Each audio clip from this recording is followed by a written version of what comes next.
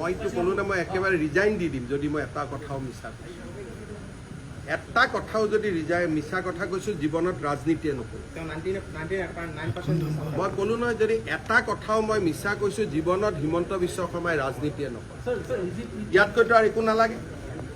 আৰু যদি এক কদম বেছি কৈ যায় মই এনেকুৱা প্ৰতিজ্ঞা কৰি দিম যে মই ঘৰতে নাযাওঁ। যদি মই এটাও কথা মিছা কৈছোঁ জীৱনত মোৰ ঘৰতে মই নুসুমাম। তাতকৈ আৰু কিবা ক'ব লাগে? মুখ্যমন্ত্ৰী এজনে এনে কেজুৱেল কথা নকয় নহয়। গতিকে এইটো যিখিনি কথা কৈছোঁ মই কম কৰি কৈছোঁ, আচল কথা এতিয়াও মই কোৱা নাই।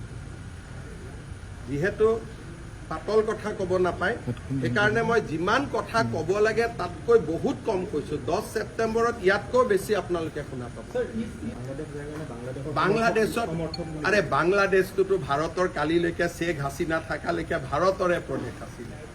বাংলাদেশ আৰু ভাৰতৰ মাজত মৈত্ৰীৰ সম্পৰ্ক আছিলে, বৈৰীৰ সম্পৰ্ক নাই। এইটোতো 3 মাহৰ কথা। ইউনুছ বাংলাদেশৰ প্ৰেচিডেণ্ট হোৱাৰ পিছত মই গৈছোঁ নেকি? বাংলাদেশতো আমি চৰকাৰী ডেলিগেশ্যন লৈ গৈছোঁ।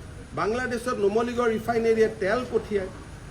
বাংলাদেশৰ প্ৰাণ জুচ আমি ইয়াতে কিনো। বাংলাদেশ আৰু অসমৰ সম্পৰ্ক আমাৰ কোকৰাঝাৰ যোগীঘোপাত আমি মাল্টি মডেল লজিষ্টিক পাৰ্কে খুলিছোঁ যাতে বাংলাদেশত বস্তু পঠাব পাৰোঁ।